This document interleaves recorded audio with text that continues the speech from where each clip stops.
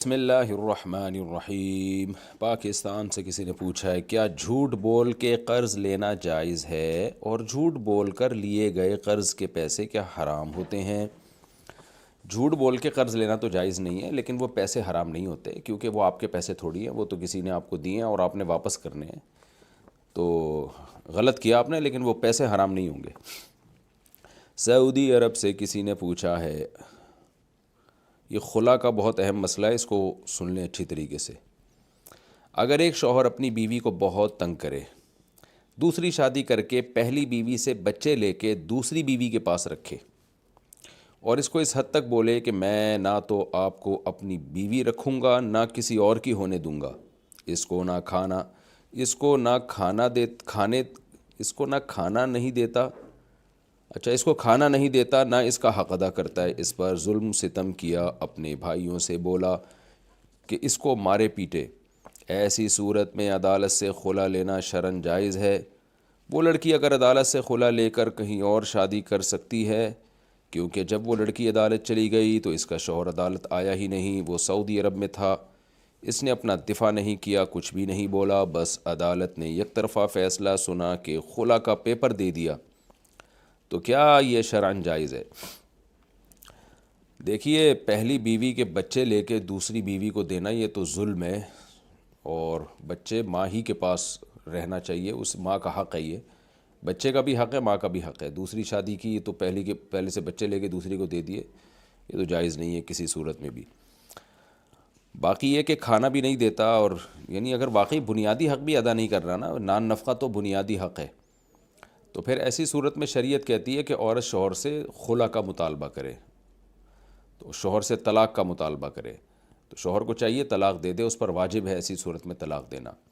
لیکن شوہر اگر طلاق نہیں دیتا تو عورت پھر کورٹ میں کیس کرے، کیس یہ کرے کہ میں یہ چاہتی ہوں کہ میرا شوہر میرے واجب حقوق ادا کرے، میرے شوہر کو کورٹ میں بلایا جائے اور اس کا جو واجب حق ہے وہ میرا حق ادا کرے، اور یہ گواہ ہیں، دو گواہ کم از کم ہونے چاہیے، یا ایک مرد دو عورتیں، ان سے ثابت کرے کہ بھئی یہ ظلم میرے اوپر ہو رہا ہے، نکاح بھی ثابت کرے کہ میرا فلاں سے نکاح ہوا تھا، پھر اس کے بعد یہ ثابت کرے کہ یہ ظلم میرے اوپر ہو رہا ہے، اور وہ ظلم کی نوعیت کیا ہے، جو ایک یعنی مخصوص نوعیت کا ظلم ہے، جو بڑا ظلم ہے، وہ یہ کہ میرا نان نفقہ نہیں دے رہی ہے، جو بیسک نان نفقہ میرا بنتا ہے، تو یا تو یہ میرا نان نفقہ دے عدالت، یعنی کورٹ کیا کرے گی، پھر اس کو مجبور کرے گی بھئی کورٹ میں جمع کراؤ اس کا نان نفقہ، کیونکہ عورت کو شوہر پہ اعتماد نہیں ہے، ایسا نہ ہو کورٹ فیصلہ دے پھر کھا جائے، تو پھر وہ شوہر کا نان نفقہ باندھ دے گی۔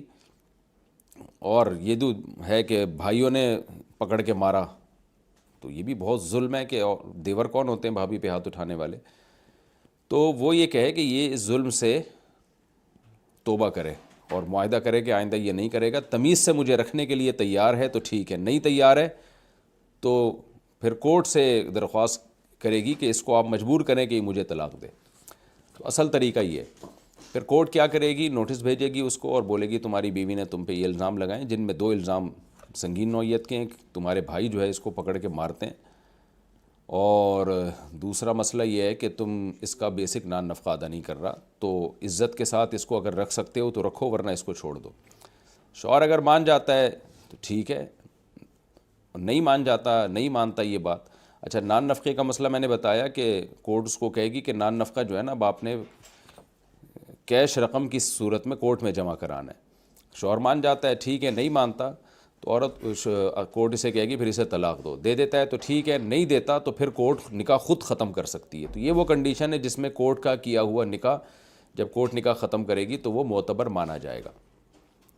لیکن آپ نے جو صورت بتائی ہے، آپ نے کورٹ میں کیس کیا اور کورٹ نے نوٹس بھیجا، شوہر کو اگر نوٹس ملا ہے، بعض دفعہ پتہ ہی نہیں ہوتا، اس کو نوٹس ہی غلط ایڈریس پہ بھیجا جا رہا ہوتا ہے، شوہر کو نوٹس ملا ہے وہ پھر بھی نہیں آیا، تو یہ اس کی علامت ہے کہ شوہر نے اپنے اوپر جو الزام لگے تھے اس کو تسلیم کر لیا ہے۔ تو ایسی کنڈیشن میں اگر کورٹ نکاح ختم کر دے گی، کیونکہ سنگین نوعیت کا ظلم ہو رہا ہے، نہ وہ کم بخت کورٹ میں آ کے کیس کی سماعت کر رہا ہے اور نہ ہی وہ ان حقوق سے کو دینے کے لیے تیار ہے، تو آپ نے اگر جو صورتحال لکھی واقعی ایسا ہے، تو پھر ایسی کنڈیشن میں کورٹ کا نے جو نکاح ختم کیا وہ معتبر مانا جائے گا، اور پھر آپ عدت کے بعد کہیں اور نکاح کر سکتی ہیں۔ لیکن پھر بھی یہ چونکہ نکاح میں طلاق کا معاملہ بہت اہم ہوتا ہے، آپ کورٹ کی پوری کارروائی اور جو آپ نے کیس کیا ہے نا وہ کسی دارالفتہ میں بھیج کے پراپر فتویٰ لیں۔ یہاں تو میں نے جو مسئلہ بتایا وہ اصول اور ضابطے کا بتایا ہے، اصول اور ضابطہ یہی ہے، لیکن خلا کے کیس میں جب بھی کوئی کیس میرے پاس آتا ہے، کوئی مجھ سے پرسنلی مسئلہ پوچھتا ہے، تو میں اس سے کہتا ہوں کہ صرف زبانی جواب پر آپ اکتفا نہ کریں، آپ مجھے وہ پورے ڈاکومنٹس بھیج دیں تاکہ ہمیں پتہ چلے کورٹ نے جو خلا دیا ہے اس میں بیس کس بات کو بنایا ہے، اس پروسیس کا کورٹ نے خیال کیا بھی ہے کہ نہیں کیا۔ تو میں آپ سے بھی یہی کہوں گا کہ اگر آپ کراچی میں ہیں تو آپ یہاں میرے پاس بھیج دیں میرے ایڈریس پہ، ورنہ جامعۃ الرشید ہے، جامعۃ الرشید احسان آباد کراچی یا دارالعلوم کرنگی کراچی، ان میں سے کسی بھی ادارے میں آپ بھیج دیں، بنوری ٹاؤن بھی بھیجا جا سکتا ہے، دارالعلوم کرنگی بھیج دیں یا جامعۃ الرشید بھیج دیں، تو پورا جو ہے نا وہ اس کے، اور پھر اس میں یہ بھی لکھ دیں کہ اگر یہ کورٹ نے خیال نہیں کیا شرعی طریقے سے نکاح ختم کرنے کا، بعض دفعہ ویلڈ کیس ہوتا ہے لیکن کورٹ کو پتہ ہی نہیں ہوتا کہ شریعت میں فسخ نکاح کا طریقہ کیا ہے، تو وہ تو بس بیٹھے ہوئے ہوتے ہیں ٹھپا لگانے کے لیے۔ تو علماء آپ کو یہ بھی بتا دیں گے کہ اگر یہ کورٹ کا خلا ٹھیک نہیں ہے آپ کے ڈاکومنٹس پڑھنے کے بعد، تو پھر ٹھیک طریقہ کیا ہے، تو وہ کورٹ میں نہ ہو تو پھر علماء کی جو ہے مجلس میں اس کو پیش کر کے نکاح ختم کرایا جا سکتا ہے۔ تو خلاصہ یہ ہے کہ اگر کوئی شوہر واقعی عورت پہ ظلم کر رہا ہے نا، واقعی ظلم کر رہا ہے، اور عورت کے پاس اس کا ثبوت بھی ہو، یا شوہر قسم نہ اٹھائے، جو بھی ایک پورا طریقہ ہوتا ہے پروسیس کا، ایک پورا پروسیس ہوتا ہے، تو اس میں عورت کا جو ہے نکاح ختم کیا جا سکتا ہے۔ میں جو بار بار چیختا ہوں کہ کورٹ کا خلا معتبر نہیں ہے، تو اس سے وہ خلا مراد ہے جس میں کورٹ شریعت کے اصول کا خیال نہیں کرتی، کیونکہ ہمارے ہاں جو کورٹ میں لاء ہے، قانون ہے، وہ یہ نہیں ہے کہ عورت پہ ظلم ہو رہا ہے تو عورت خلا لے سکتی ہے۔ لاء یہ ہے کہ عورت جب بھی یہ کہے گی کہ میں نے شوہر کے ساتھ نہیں رہنا، تو شوہر اچھا ہو برا ہو عدالت پابند ہے اس کو خلا کی ڈگری تھمانے پر، یہ غیر شرعی ہے، اس میں عورت کا نکاح ختم نہیں ہوگا۔ پاکستان سے کسی نے پوچھا ہے زکوٰۃ دینے کی نیت سے 10,000 روپے لے کر نکلے تو گن پوائنٹ پر موبائل اور رقم چھن گئی، کیا زکوٰۃ ادا ہو گئی یا دوبارہ دینی ہوگی؟ ہاں دوبارہ دینی ہوگی، اگر آپ صاحب نصاب ہیں اور آپ کے پاس پیسے ہیں تو وہ دوبارہ دینی پڑے گی۔ ہاں کسی کا پورا مال ہی ہلاک ہو جائے نا، نصاب، پورے مال سے مراد وہ نصاب جس پہ زکوٰۃ لازم تھی، تو پھر زکوٰۃ ساقط ہو جاتی ہے۔ ثنا شیخ انڈیا سے، اگر عورت اندھیری جگہ میں نماز پڑھ رہی ہو اور ایسی حالت میں نماز میں جتنا حصہ چھپانا ضروری ہے اس میں سے کچھ حصہ بال وغیرہ 3 تسبیح کی مقدار سے زیادہ کھل جائیں جبکہ اندھیرے کی وجہ سے نظر نہ آتے ہوں، تو نماز کا کیا حکم ہے؟ نماز باطل ہو جائے گی۔ اندھیرے اور روشنی سے کوئی فرق نہیں پڑتا، عورت پر نماز میں جن اعضاء کا چھپانا فرض ہے، روشنی ہو یا اندھیرا ہو، بہر صورت فرض ہے۔ متحدہ عرب امارات، بچے کی پیدائش پر کون سے مسنون اعمال کرنے چاہیے، نام کب رکھنا چاہیے، وغیرہ وغیرہ۔ دیکھیں بچہ جب پیدا ہو تو سب سے پہلے خوشی منانی چاہیے، لڑکی ہو یا لڑکا ہو اس سے کوئی فرق نہیں پڑتا، دونوں میں خوشی منانی چاہیے، چاہے وہ 11واں بچہ پیدا ہو رہا ہو یا 12واں، کیونکہ ہمارے یہاں یہ ہوتا ہے فیملی پلاننگ کے نظریات سے ہم ڈس گئے ہیں، تو اب ہم سمجھتے ہیں کہ 2 بچے ہی اچھے، تیسرا ہوگا تو رونے کا مقام ہے، یا چوتھا ہوگا تو رونے کا مقام ہے۔ نہ نہ نہ نہ، اللہ میاں نے قرآن مجید میں فرمایا یَهَبُ لِمَن یَشَاءُ إِنَاثًا وَيَهَبُ لِمَن یَشَاءُ الذُّکُورَ، جس کو چاہتا ہوں بیٹیاں گفٹ میں دیتا ہوں، جس کو چاہتا ہوں بیٹے گفٹ دیتا ہوں، تو گفٹ پہ خوشی ہوتی ہے، چاہے گفٹ جتنے بھی آ جائیں نا خوش ہوتا ہے۔ کبھی آپ نے دولہا کو دیکھا ولیمے میں اس کو لوگ لفافوں پہ لفافے لا کے دے رہے ہوں، اور وہ 20ویں لفافے کے بعد کیا بھائی یہ کیا ہو گیا یار، اتنے لفافے اتنے پیسے، تو وہ ظاہر ہے دولہا اس کا مطلب پاگل ہے۔ تو گفٹ تو جتنا آئے اتنا اچھا ہوتا ہے، پھر آنے کے بعد اس کو اس میں پلاننگ کی جاتی ہے کہ کہاں خرچ کرنا ہے۔ تو بچوں کی پلاننگ پہلے سے نہیں کی جاتی، یہ شریعت کے خلاف ہے، پیدا ہونے کے بعد ان کی پلاننگ کرنی ہے کہ اب ان کو بنانا کیا ہے، ان کی تربیت کیسے کرنی ہے۔ تو غیر مسلموں نے ہمیں الو بنا دیا اور خود تو الو بن گئے اور اپنا معاشرہ تباہ کر دیا انہوں نے۔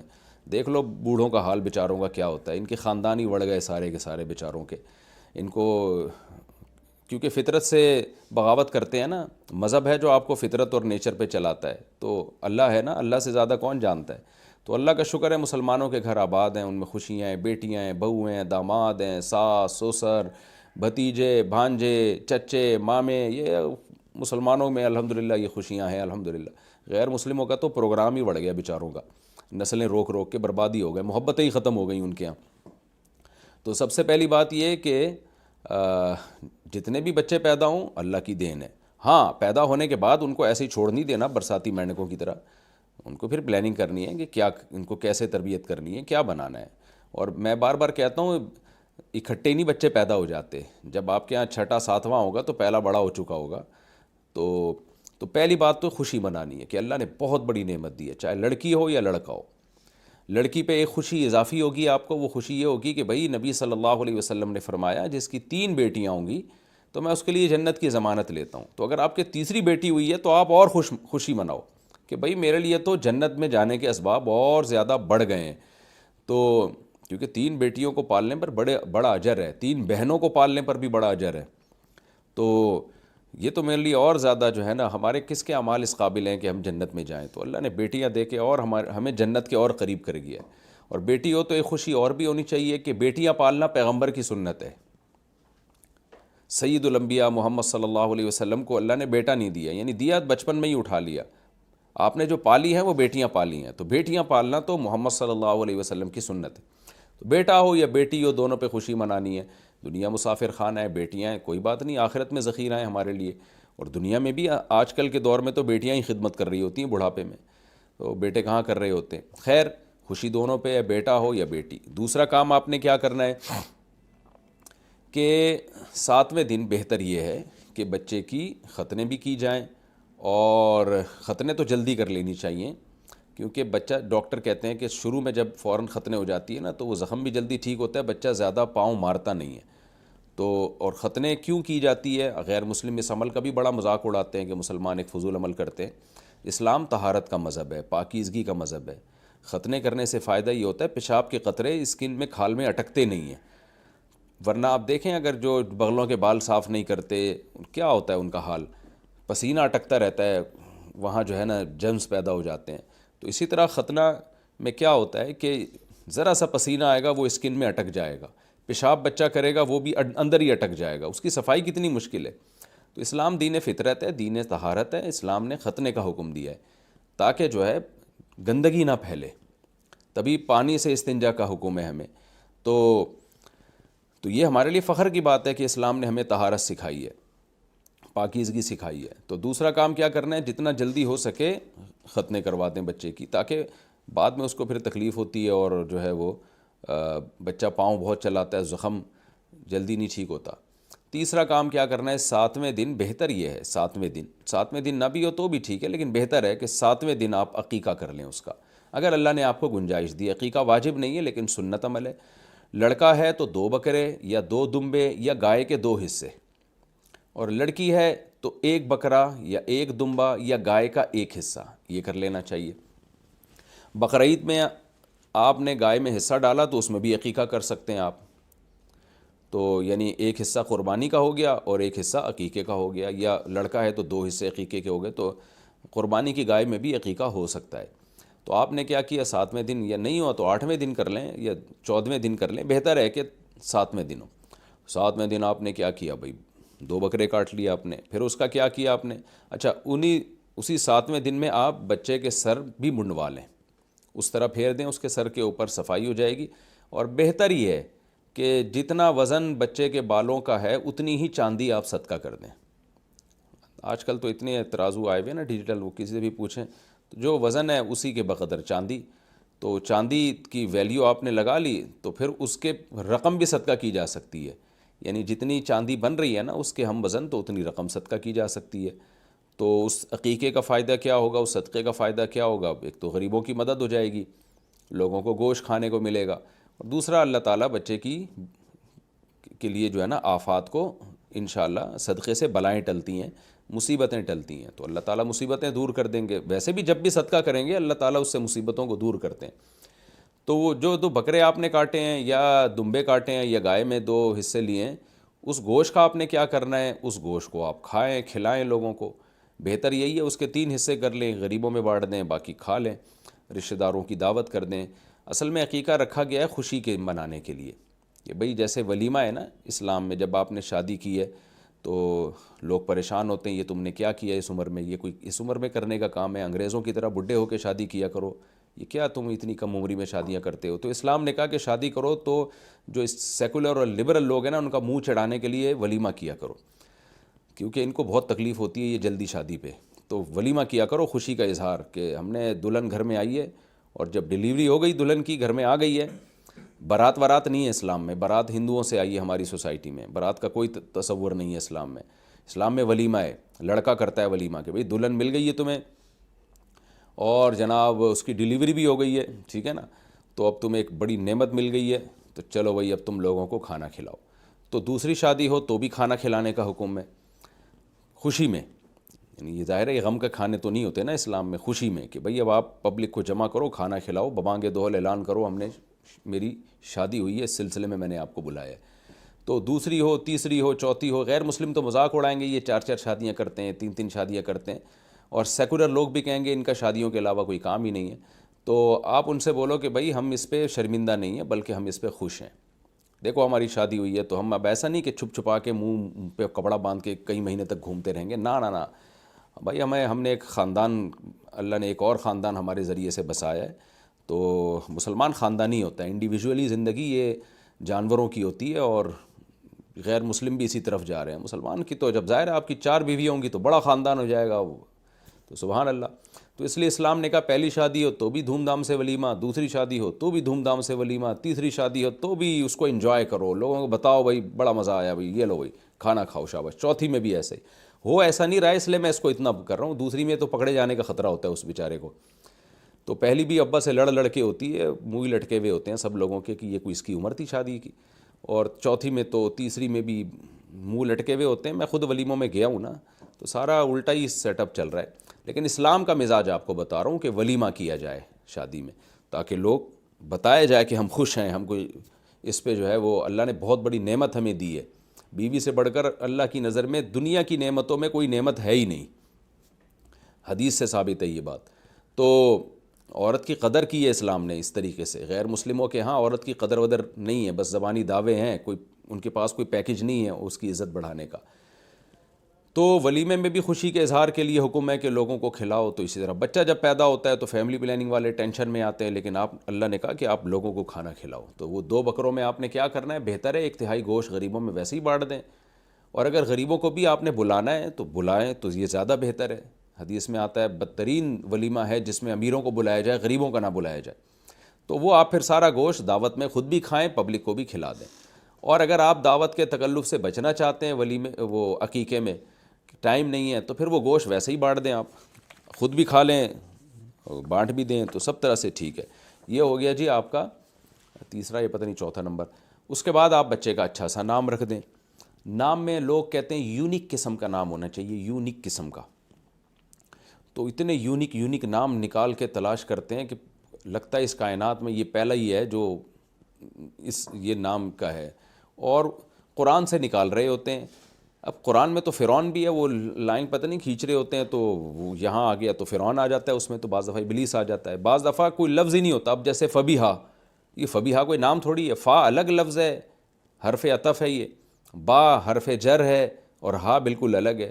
ہا کا معنی شی ہے، اور فا کا معنی دین ہے، اور جو ہے نا ود کے معنی میں با آ سکتی ہے، تو یہ کیا ہے، عجیب سے نام رکھنے ہیں لوگ۔ وریشہ لکھ رہے ہیں لوگ، واو الگ ہے، ریشہ الگ لفظ ہے قرآن میں، دونوں کو ملا کے آپ نے نام رکھ دیا۔ خیر اب جن کا رکھ دیا ہے وہ چلتے رہیں اسی طریقے سے، لیکن نام علماء سے پوچھیں اور کہ بھئی کوئی اچھا نام رکھیں، انبیاء کے ناموں پہ رکھ لیں، صحابہ کے ناموں پہ رکھ لیں، لڑکی ہے تو صحابیات کے ناموں پہ رکھ لیں۔ تو نام میں یہ ضروری ہے کہ اس میں غیر مسلموں کی مشابہت نہیں ہونی چاہیے۔ آج کتنے لوگوں کے نام ایسے ہیں جب وہ نام بتاتے ہیں ہم سمجھتے ہیں شاید یہ عیسائی ہیں یا ہندو ہیں یا سکھ ہیں۔ ہر قوم کا اپنا شعار ہوتا ہے، غیر اسلامی نام رکھنے کی آپ کو اجازت نہیں ہے۔ من تشبہ بقوم فہو منہم، نبی صلی اللہ علیہ وسلم نے فرمایا جس نے کسی قوم سے مشابہت اختیار کی وہ انہی میں سے ہوگا۔ تو نام ہمیشہ سے ایک مسلمانوں کے مخصوص نام ہوتے ہیں، تو وہی نام رکھنے چاہیے۔ اب مثال کے طور پر آپ نے بچے کا نام میکائل رکھنا ہے، تو بہترین نام ہے، آپ نے رکھ دیا مائیکل۔ اب میکائل جو ہے نا اس کو انگلش میں مائیکل بولتے ہیں، تو مائیکل نام رکھنا جائز نہیں ہے کیونکہ یہ عیسائیوں کا نام ہوتا ہے۔ آپ کا بچے کا نام آپ نے داؤد رکھنا تھا، آپ نے رکھ دیا ڈیوڈ، تو یہ حرام ہے، ناجائز ہے، کیونکہ یہ آپ غیر مسلم نام نہیں رکھ سکتے۔ تو یہ شعار ہے، اس سے بڑا تو اظہار کا موقع نہیں ہوگا کہ آپ اپنے آپ کو مسلم شو کرتے ہیں یا غیر مسلم۔ تو نام تو پہچان ہے، نام دیکھتے ہی پتہ چل جاتا ہے کہ بھئی یہ کس مذہب سے اس کا تعلق ہے۔ تو اس لیے بچے کا نام آپ نے مسلم نام رکھنا ہے۔ ایک اور بات کہ بچے کا نام جو مرکب نام رکھنے کا رواج آیا نا ہمارے یہاں، مرکب نام، وسیم احمد، غفار احمد، ستار احمد، محمد وسیم، یہ نام بعد میں مسلمانوں میں رائج ہوئے ہیں۔ انبیاء کی سنت، صحابہ تابعین کی سنت ہے مفرد نام رکھنا۔ مفرد کا مطلب کیا ہوتا ہے؟ صرف محمد نام رکھے، آگے ابا کا نام آ جائے۔ اب دیکھیں میرا نام ہے طارق مسعود، یہ مفرد نام ہے، کیوں؟ میرا نام صرف طارق ہے اور مسعود میرے والد کا نام، تو آگے ابا کا نام لگا دیں آپ، اور آگے چاہے قوم لگا دیں، جیسے خان، طارق مسعود خان لگا دیا آپ نے، خان قوم، تو قوم کو شو کرنے میں بھی کوئی حرج نہیں ہے۔ عربوں میں اب تک کے ایسے نام ہوتے ہیں۔ تو انبیاء کے نام آپ دیکھ لیں، آدم، نوح، اسماعیل، اسحاق، یعقوب۔ کبھی آپ نے دیکھا اسحاق احمد، محمد آدم؟ تو ہمارے نبی صلی اللہ علیہ وسلم کا نام بھی صرف محمد، تو آپ بچے کا نام صرف محمد رکھ لیں۔ میرے بیٹے کا نام الحمدللہ صرف محمد رکھا میں نے، ایک کا نام صرف یوسف رکھا میں نے، ایک کا نام صرف ابراہیم رکھا، اسماعیل، یحییٰ، یہ سارے مفرد نام۔ تو آگے اپنا نام لگا دیا کہ جیسے یوسف ہے، یوسف طارق خان، خان ہماری قوم ہے تو وہ لگا دی ہم نے، یوسف طارق خان۔ تو میں نے سارے بچوں کے نام ایسے رکھے۔ البتہ محمد طارق خان میں لگاتا تو لوگ سمجھتے ہیں اب بیٹے کا نام طارق ہے، تو اس لیے میں نے اس میں لگا دیا محمد بن طارق خان، اصل میں لفظ ہے محمد ابن طارق خان۔ تو محمد ہو تو اس میں تو ابن آگے لگا دیں پھر، تو باقی ناموں میں ابن کی بھی ضرورت نہیں ہے۔ تو صالح طارق خان، اس طرح سے میں اپنے بچوں کے نام رکھتا ہوں کہ پہلا لفظ پتہ چلے گا یہ اس بچے کا نام ہے، اگلا لفظ سے پتہ چلے گا یہ ابا کا نام ہے، اور آخر میں پتہ چلے گا یہ ان کی قوم ہے۔ اور دلچسپ واقعہ بھی بتا دوں، میرے جب بیٹا ہوا تو میں نے آگے خان نہیں لگایا اس کے، تو میری والدہ اللہ ان کی مغفرت فرمائے، انہوں نے اتنا غصے ہوئی، انہوں نے کہا کہ بچے کے آگے خان تو لگاؤ، ہماری قوم تو شو ہو، اللہ نہ کرے ہم کوئی عیدی سینٹر سے تھوڑی دریافت ہوئے ہیں۔ تو والدہ میری بڑی غیرت دکھائی انہوں نے، پھر جا کے انہوں نے برتھ سرٹیفکیٹ چینج کر کے خان لکھوایا کہ ہم، کیونکہ قوم سے پتہ چلتا ہے کہ کوئی خاندان ہے پیچھے، آپ کا قوم ہی نہیں ہے تو کیا پتہ چلا بھائی کون کہاں سے اٹھا کے لے آیا ہے۔ تو اس لیے قوم کو شو کرنا بھی ٹھیک ہے، اچھی بات ہے۔ ہاں اس میں عصبیت اور قوم پرستی کی طرف جانا یہ بہرحال ٹھیک نہیں ہے کہ آپ خان کے علاوہ باقیوں کو جو ہے وہ خان قوم کے علاوہ باقیوں کو آپ گھٹیا سمجھنا شروع کر دو، یہ ناجائز ہے، یہ حرام ہے۔ تو نام یہ خوب سمجھ لیں کہ مفرد نام آگے ابا کا نام، آگے خان۔ اس سے ایک فائدہ تو یہ ہوتا ہے، انبیاء کی یہ سنت ہے مفرد نام رکھنا، صحابہ تابعین کی سنت ہے۔ عرب آج بھی مفرد نام رکھتے ہیں، عرب میں نہیں ہے کہ فلانا محمد احمد اور فلانا احمد، نہ، مفرد نام۔ ہاں بعض دفعہ آپ کو یہ ہوگا کہ بھئی عبد الرحمن، یہ تو مفرد نہیں مرکب نام ہے، تو دیکھیں یہ مفرد نہیں مرکب ہے، لیکن یہ بھی حکماً مفرد ہی ہے، کیونکہ عبد الرحمن میں عبد، رحمان کا بندہ، تو یہ تو اضافت کے ساتھ ٹھیک ہے، اضافت کے ساتھ ٹھیک ہے۔ اضافت کسے کہتے ہیں؟ اب میں کیا گرامر پڑھانا شروع کر دوں؟ یہاں ٹھیک ہے عبداللہ، عبد الرحمن، عبد لگا کے آپ جو مضاف کر دیتے ہیں نا کسی کی طرف، رحمان کا بندہ، تو وہ ایک ہی ہے نا۔ لیکن وسیم احمد کا کیا مطلب ہے؟ احمد کا وسیم تھوڑی ہوگا اس کا مطلب، تو یس غفار احمد کا مطلب احمد کا غفار تھوڑی ہے۔ تو عبداللہ، عبد الرحمن، یہ تو عربی میں مضاف ہے نا، عبداللہ ہی، یہ ٹھیک ہے، اس میں یہ مفرد ہی کہلائے گا یہ نام بھی۔ تو ایک فائدہ کیا ہوا مفرد نام رکھنے میں؟ انبیاء کا طریقہ ہے۔ دوسرا فائدہ جو بڑا ہی خاندانی فائدہ ہے کہ آپ کے ساتھ آپ کے ابا کا نام لگا رہے گا اور اسے پڑھنے میں آسانی ہوگی۔ تو یہ باپ کو شریعت نے مقام دیا ہے کہ ابا کا نام جہاں بھی آپ جائیں آپ کے ساتھ لگا ہونا چاہیے۔ اب مرکب ناموں میں آپ کا ہی نام اتنا لمبا ہو جاتا ہے، آگے ابا کو کہاں، ابا کا بھی اتنا لمبا نام، تو ابا ایڈجسٹ ہی نہیں ہو رہے ہوتے اس نام میں، بہت لمبا نام ہو جاتا ہے پھر وہ۔ تو اس لیے بہتر یہی ہے کہ اسی کو رواج دینا چاہیے کہ مفرد نام رکھیں، آگے ابا کا نام اور پھر آگے آپ کی قوم آ گئی۔ تو یہ بھی ایک یعنی شریعت میں ایسا حکم تو نہیں ہے، لیکن یہ بات شریعت کے مزاج کے قریب ہے، شریعت اس کو اپریشیٹ کرتی ہے، کیونکہ اس کے میں نے بتایا نا انبیاء اور صالحین سے، اس میں جو صالحین اسلاف میں گزر چکے ہیں ان سے مشابہت ہوگی، اور ابا کا نام آپ کے نام کے ساتھ ہمیشہ کے لیے جڑ جائے گا. تو یہ فائدہ ہے. تو یہ ہو گئے جی بچے کے. اور پھر بچے کے حکام بیان کر رہا ہوں نا میں, تو پھر اس میں اور مزید کیا کرنا ہے آپ نے کہ جو ہے جب چھوٹا بچہ ہو تو شریعت میں جیسے میں نے بتایا نا, چند اس کا خلاصہ میں بتا دیتا ہوں کہ سب سے پہلا کیا, خوشی منانی ہے, غم نہیں کرنا. بچی پیدا ہوئی ہے تو اور زیادہ خوشی کی بات ہے یہ تو. اور دوسری بات, 7ویں دن سر کے بال منڈوا کے چاندی اس کے بقدر وزن کر کے صدقہ کر دی جائے یا اس کی قیمت صدقہ کر دی جائے. اور تیسری بات کیا کرنی ہے, بچے کی ختنیں کر دینی ہے جلدی ہی. اور چوتھی بات کیا کرنا ہے, عقیقہ کرنا ہے. پھر عقیقہ کا گوشت خود بھی کھا سکتے ہیں, دوسروں کو بھی کھلا سکتے ہیں, سارے خود کھا جائیں تو بھی کوئی حرج نہیں ہے, خوشی ہے بس کھا جائیں, دعوت کا خوشی کا اظہار ہے نا, کھائیں کھلائیں. اور نام مفرد رکھیں. یہ چند باتیں میرے ذہن میں تھیں. اور بچہ جب تھوڑا سا چلنا پھرنا سیکھتا ہے تو باتیں بڑی پیاری پیاری کر رہا ہوتا ہے, بڑی اس اٹریکشن ہوتی ہے, بچہ تو بہت بڑی انٹرٹینمنٹ ہے. تو نظر سے بچنے کے لیے بچے کو ایک دعا اس پہ پڑھ کے دم کر دی جائے, اعوذ بکلمات اللہ التامہ من کل شیطان وہامہ ومن کل عین لامہ. تو یہ دعا پڑھ کے بچے پہ دم کر دی جائے. نبی صلی اللہ علیہ وسلم سیدنا حسن و حسین رضی اللہ عنہما پر اسی طرح سے رقیہ کیا کرتے تھے. پھر زیادہ وہمی نہ بنا جائے کہ جو بھی بچے کو آ کے دیکھ رہے ہیں نظر لگ جائے گی نظر لگ جائے گی, اتنی بھی نہیں جلدی نظر لگتی. تو بس یہ کر لیا جائے تو اس میں انشاءاللہ اللہ نظر سے بھی اس کی حفاظت کریں گے. چلو بھئی آگے اگلا مسئلہ. میں اہل سنت ہوں اور میری جس لڑکی سے شادی ہونی ہے وہ اہل تشیع ہیں. اس کے گھر والے مان گئے, میرے گھر والے مان گئے ہیں, لیکن میرے ابو کہتے ہیں لڑکی پہلے اہل سنت ہو, اپنا فرقہ بدلے تب ہم ہاں کریں گے. تو لڑکی اس بات کو لے کر بہت پریشان ہے. وہ کہتی ہے اگر نکاح کی خاطر اپنا فرقہ بدلوں اور اہل سنت ہو جاؤں تو کیا گناہ نہیں ملے گا؟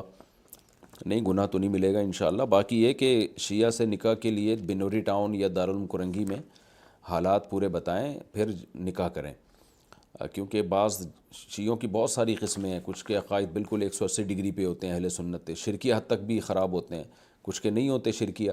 تو خود فیصلہ نہ کریں, کسی کو بھی جو ہے نا بنوری ٹاؤن لے جائیں اس کو, لڑکی کو, یا لڑکا اگر شیعہ ہے, یا دارالعلوم کرنگی لے جائیں, یا کوئی بھی کسی بھی بڑے مدرسے لے جائیں. تو کیونکہ ہر ایک کے حالات مختلف ہوتے ہیں, تو فتویٰ لیں تحریری ریٹن میں. تو اس میں عمومی اور الاطلاق جواب دینا میرے لیے ممکن نہیں ہے. میں یہ الاطلاق نہیں جواب دے سکتا کہ شیعہ سے نکاح حرام ہے یا جائز ہے, تو کہ ہر ایک کے حالات ایک دوسرے سے مختلف ہوتے ہیں. جنوبی افریقہ, کیا میں وصیت کر سکتی ہوں کہ انتقال کے بعد میری میت کراچی لے جائی جائے اور وہیں دفن کی جائے؟ آپ یہ وصیت اگر کریں بھی تو شرعاً اس وصیت کا پورا کرنا لازم نہیں ہے. بہتر یہی ہے کہ جہاں آپ کا انتقال ہو آپ وہیں دفن ہو. تو شریعت میں اس کو پسند بہرحال نہیں کیا گیا, اگرچہ بڑا اختلافی مسئلہ ہے کہ اتنی دور میت لے جانا جائز ہے یا نہیں. میں اس ابھی اختلافی مسئلے میں نہیں پڑتا, لیکن بہتر بہرحال سب کے نزدیک یہی ہے کہ جہاں انتقال ہو وہیں اپنے لیے دفن کا انتظام کریں. اور اس میں کچھ بھی نہیں ہوتا, آپ کے اعمال اچھے ہوں گے تو جو ہے وہ وہاں کے حالات اچھے ہوں گے. ہاں, ساؤتھ افریقہ میں آپ کوشش کریں کہ نیک لوگوں کے قریب کہیں دفن ہونے کی. اس کی برکتیں قرآن و سنت سے ثابت ہیں کہ نیک لوگوں کے قریب دفن ہونے سے انسان کو فائدہ ہوتا ہے. تبھی تو سیدنا ابو بکر اور عمر رضی اللہ تعالیٰ عنہ کی خواہش تھی کہ سید الانبیاء محمد صلی اللہ علیہ وسلم کے پہلو میں دفن ہو. تو مسلمانوں کے قبرستان میں دفن ہو, وہاں ایسا نہ ہو کہ غیر مسلم کے قبرستان میں آپ دفن ہو جائیں. تو اللہ آپ کو صحت دے, لمبی زندگی دے, اور ہم سب کو موت کی تیاری کی اللہ توفیق عطا فرمائے. اصل چیز ہے اعمال, اس کو فوکس کریں. بہرحال آپ وصیت اگر آپ نے کر بھی دی نا تو شرعاً اس وصیت پر عمل کرنا لازم نہیں ہوگا. مختار, راجستھان انڈیا سے. میں جہاں مزدوری کرتا ہوں وہاں ہندو کھانا بناتا ہے, کیا وہ کھانا کھانا جائز ہے؟ جائز ہے بھائی, اگر حلال چیز بنا رہا ہے تو جائز ہے, کھا سکتے ہیں. پاکستان سے کسی نے پوچھا ہے کیا, ویسے بہتر یہی ہے کہ دیکھیں کھانے پینے میں مسلمان ہی رکھیں, کیونکہ ہندوؤں میں ان کا طہارت کے وہ اصول نہیں ہے جو شریعت نے ہمیں بتائے ہیں. میں نہیں کہہ رہا کہ وہ صفائی کا خیال نہیں کرتے, رکھتے ہوں گے, لیکن ان کے پاس تو طہارت کے حکام نہیں ہیں نا جو مسلمانوں کے پاس ہیں. ان کو تو نہیں پتہ ناپاک کپڑا ہو جائے, ہاتھ ناپاک ہو جائے تو شرعاً اس کو پاک کرنے کا کیا طریقہ ہے. تو اور اس میں تو مسلمان بچپن سے ہی سیکھتے آ رہے ہوتے ہیں. تو حرام نہیں ہے اور کھانا گندا بھی نہیں ہے، وہم کرنا جائز نہیں ہے کسی کے بارے میں، لیکن ایک انسان کی طبیعت جو ہے وہ مائل یہی ہوتی ہے کہ بھئی دل یعنی طبیعت مائل نہیں ہوتی کہ کیونکہ وہ آداب سیکھے ہوئے نہیں ہیں طہارت کے، تو اس لیے کھانا وغیرہ کی چیزیں ایسی ہیں ان میں پکانے میں کسی مسلمان ہی کو رکھنا چاہیے، لیکن بہرحال ناجائز ہونے کی ہمارے پاس کوئی دلیل نہیں ہے، اگر آپ کھا سکتے ہیں اس میں کوئی ناجائز نہیں ہے۔ کینیڈا سے کسی نے پوچھا کیا کلی کر کے پانی پی لینا جائز ہے یا اس کو پھینک دینا چاہیے؟ کھانے کے بعد پلیٹ میں پانی ڈال کر پینا کیسا ہے؟ میرے شوہر یہ دونوں کام کرتے ہیں اور مجھے یہ عجیب سا لگتا ہے، مجھے بھی عجیب سا سن کے عجیب سا لگ رہا ہے۔ جب آپ کلی کرتے ہیں منہ کی رطوبات اس میں آ جاتی ہیں اور دانتوں کا بھی وہ اس میں نکلتا ہے، تو اس کو پینا تو ایک جائز ہے، ناجائز ہونے کی کوئی دلیل نہیں ہے، لیکن ہر جائز کام کرنے کا نہیں ہوتا، نظافت کے خلاف ہوتا ہے۔ دیکھیں کوئی آدمی اپنی ہی ناک کی رطوبت کھا جائے تو ناجائز تھوڑی ہے یہ، لیکن کوئی کرے گا یہ کام، کتنا برا لگے گا یہ تو، یا اپنا پسینہ چاٹ رہا ہو بیٹھ کے، وہ اپنا پسینہ یوں یوں کر کے کھا رہا ہو تو حرام تھوڑی ہے، پسینہ پاک ہوتا ہے لیکن کھانے کی چیز تھوڑی ہے یہ، تو اسی طرح منہ میں کلی کر کے اس کو پھینک دینا چاہیے۔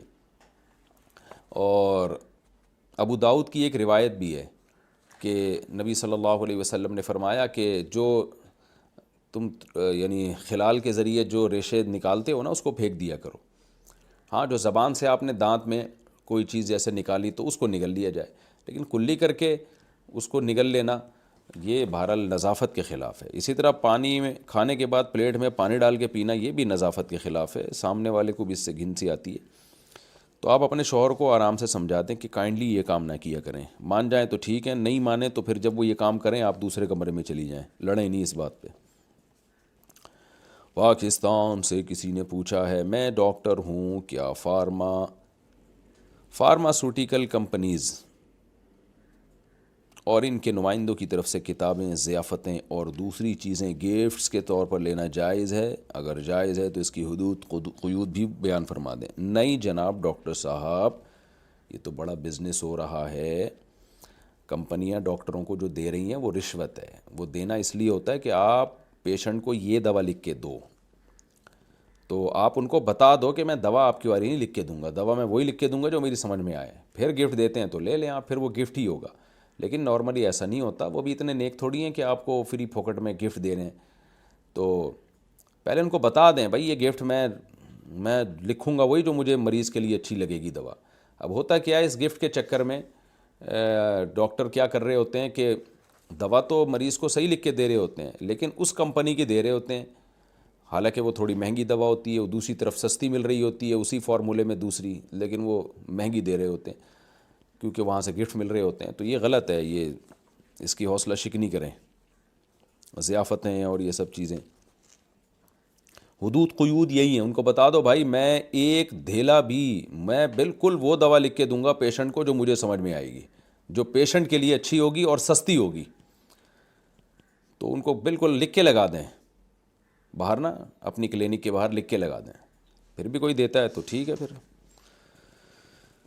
میرے بھائی کرم خان پنو عاقل سے، مفتی صاحب فری فائر گیم کھیلنا کیسا ہے؟ بربادی ہے، ٹائم کی بربادی ہے میرے بھائی، مت کھیلو یہ چیزیں، اپنے وقت کو ضائع مت کرو، زندگی گزر رہی ہے، برباد ہو رہی ہے، اور جتنے ویڈیو گیمز ہیں آپ کے دماغ کو خراب کرتے ہیں، وہ آپ کی جو ہے نا آنکھوں کو خراب کر رہے ہیں، آپ کے دماغ کو خراب کر رہے ہیں، ڈپریشن اور اسٹریس کی طرف لے کے جا رہے ہیں۔ کھیلنا ہے تو بھاگو دوڑو، یہ والے کھیل کھیلو، اچھلو کودو، بیڈمنٹن کھیل لو، فٹ بال کھیل لو، کرکٹ کھیل لو، گراؤنڈ میں جا کے، گلی محلے میں بالوں سے لوگوں کے شیشے ٹوٹ رہے ہیں، تو یہ کام کرو یار، اس لیے شریعت میں یہ کام پسندیدہ نہیں ہے، یہ جو کھیل ہے نا اس طرح کے، حرام نہیں کہہ رہا میں لیکن پسندیدہ کام نہیں ہے یہ۔ پاکستان سے کسی نے پوچھا ہے میری بہن کے پاس کچھ سال جیولری رہی مگر انہوں نے زکوٰۃ نہیں دی، اب تو وہ زیور بیچ چکی ہے، تو کیا جتنے سالوں کی زکوٰۃ نہیں دی تھی کیا اب وہ دینی ہوگی؟ کیونکہ اب تو وہ جیولری ان کے پاس نہیں ہے، دینی پڑے گی میرے بھائی، خود بیچی ہے نا، کوئی چوری تھوڑی ہوئی ہے، دینی پڑے گی زکوٰۃ۔ نیپال، اگر ہم کسی گناہ کو نہ کرنے کے لیے قسم کھائی کہ اگر میں نے فلاں گناہ کیا تو میرے اوپر فلاں پریشانی آ جائے، اس کے بعد اگر ہم سے وہ گناہ ہو جائے اور ہم پشیمانی کے عالم میں سچے دل سے اس گناہ سے توبہ کر لیں تو کیا اللہ وہ مصیبت ٹال دے گا یا اس کا کوئی کفارہ ہے؟ دیکھیں اللہ تعالیٰ تو ٹال سکتا ہے مصیبت، آپ اللہ کے سامنے گڑ گڑائیں تو امید ہے اللہ تعالیٰ مصیبت ٹال دے گا۔ اللہ غفور رحیم ہے اور آئندہ اس گناہ کے قریب بھی نہ پھٹکیں۔ سعودی عرب سے کسی نے پوچھا کیا ویڈیو کال پر خلوت صحیحہ ہو جاتی ہے؟ نہیں جناب، جو خلوت صحیحہ کے احکام ہیں وہ ویڈیو کال پہ نہیں ہوتے۔ میاں بیوی بند کمرے میں جمع ہوں اور ہم بستری کرنا چاہیں تو کر سکتے تھے، بس اتنی بات ہو گئی تو خلوت صحیحہ ہو جائے گی۔ تو اس کے بعد اگر کوئی 3 طلاقیں دیتا ہے تو وہ 3 شمار ہوں گی، اور اگر بیوی کو طلاق دیتا ہے تو آدھا مہر دینا پڑے گا، اور طلاق کے بعد عورت پر عدت بھی واجب ہوگی۔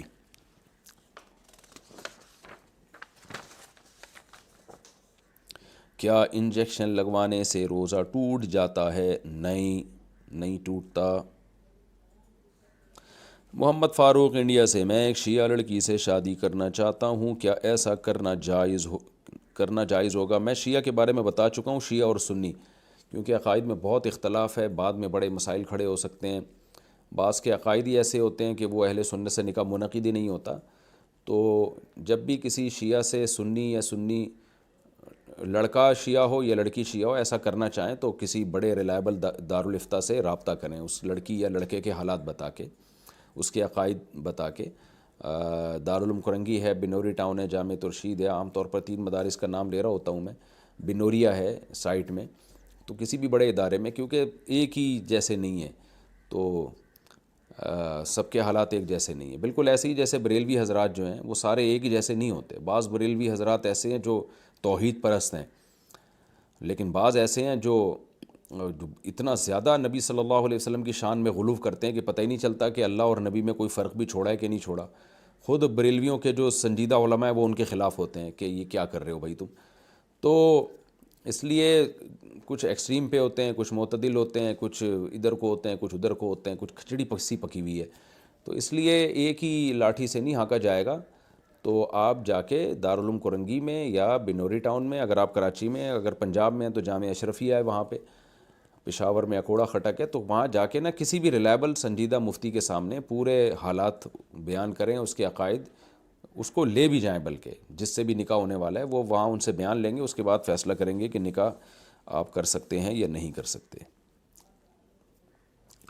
اسامہ صاحب سعودی عرب سے، اگر چوری کے کپڑے پہنے ہوئے ہوں تو کیا نماز ہو جاتی ہے؟ واجب الاعادہ ہوتی ہے نماز بھائی، فرض تو ادا ہو جائے گا، لیکن یہ کہ نماز چھوڑنا بہرحال جائز نہیں ہے کہ آپ نے اگر کپڑے چوری کے پہن لیے تو اب آپ بولو نماز ہی قضا کر دوں، وہ اور گناہ ہوگا، تو پڑھ لیں جس طریقے سے بھی ہو، لیکن بہرحال یہ گناہ کی بات ہے۔ یعنی بہتر یہی ہے کہ بہتر کیا آپ پر واجب ہے کہ آپ دوسرے کپڑے پہن کے نماز پڑھیں۔ یہ کیا لکھا ہوا ہے بھائی؟ شبی صاحب انڈیا سے، میرے امی ابو زبردستی میری شادی کروا رہے ہیں، میرے لیے مسئلے کا حل بتائیں۔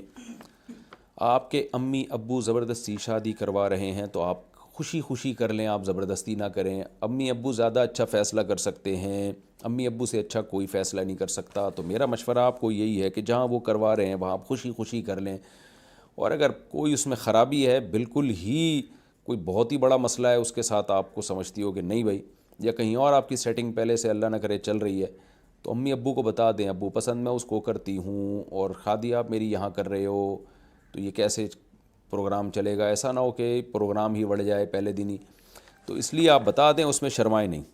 لیکن میرا مشورہ آپ کو یہ ہے کہ نہ جائیں ابا اماں کے مخالف، ابا اماں سب سے اچھا فیصلہ کرتے ہیں۔ متحدہ عرب امارات، کیا اختیاری اور غیر اختیاری جنسی خیالات پر گناہ ملتا ہے؟ اگر بہت چھوٹی عمر سے ایسے خیالات آتے ہیں اور ان سے بچنا مشکل ہو اور یہ خیالات غیر اختیاری بھی ہوں تو اس بارے میں کیا حکم ہے؟ دیکھو، غیر اختیاری چیزوں پہ کبھی گناہ نہیں ملتا، گناہ اختیاری خیالات پر ملتا ہے۔ اور بچہ جب 10 سال کا ہو جاتا ہے نا، اس میں شہوت بھرپور طریقے سے پیدا ہو چکی ہوتی ہے۔ یہ بڑی غلط فہمی ہے ہمارے ہاں، جو والدین ہیں وہ بھی بچوں کو اگنور کر دیتے ہیں، وہ سمجھتے ہیں بھی تو بچہ ہے۔